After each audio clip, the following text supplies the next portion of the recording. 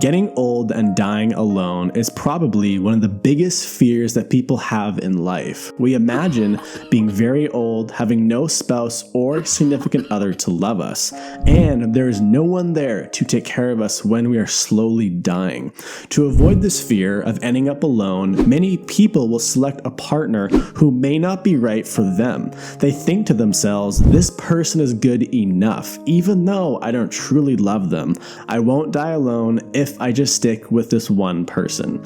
This is ironic though, because selecting the wrong love partner will likely lead to divorce. In the USA, 41% of first marriages end in divorce, 60% of second marriages end in divorce, and 73% of third marriages end in divorce. One of the reasons why I think the divorce rates are so high is because most people don't understand how to love their partner, and they also don't understand how they themselves like to receive love.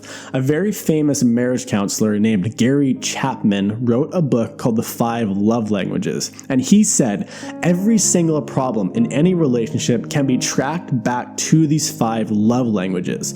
So here are the 5 languages: words of affirmation, quality time, receiving gifts, acts of service, and physical touch. One of the reasons why I have such a great relationship with my girlfriend is because we have the same primary love language, which is physical touch. We both can just sit around for hours just holding each other without having to do or think much. But something else that is very important to me is quality time. Quality time means giving someone your undivided attention with absolutely no distractions, like checking your Twitter, Instagram, Facebook, or your email. To me, this is very important. But for her, she really needs words of affirmation, like me telling her that I love her, how pretty she is, how much she means to me, that kind of thing. But just because words of affirmation are not that important to me, I don't make the mistake of not giving her those words of affirmation, because I love her and I know that's how she likes to receive love.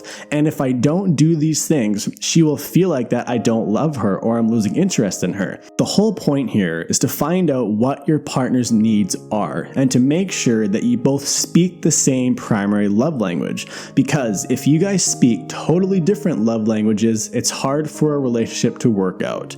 Of course, you can learn your partner's language and you can start speaking it, but in my opinion, it is probably just easier to pick someone who speaks the same language as you. But I do believe anything is possible. I don't think giving love in a way that is not your primary love language will grow resentment towards your partner. Of course, you guys can have slight differences, and you may be more than one out of the 5 love languages, like in my personal example, but it all comes down to understanding yourself and understanding your partner's needs. Take the time to really try and understand what makes your partner tick and what makes them happy. If you do this, I can promise you that it will improve your relationship drastically. If you enjoyed this video, please be sure to subscribe because I make videos every single week. I'll see you in the next one.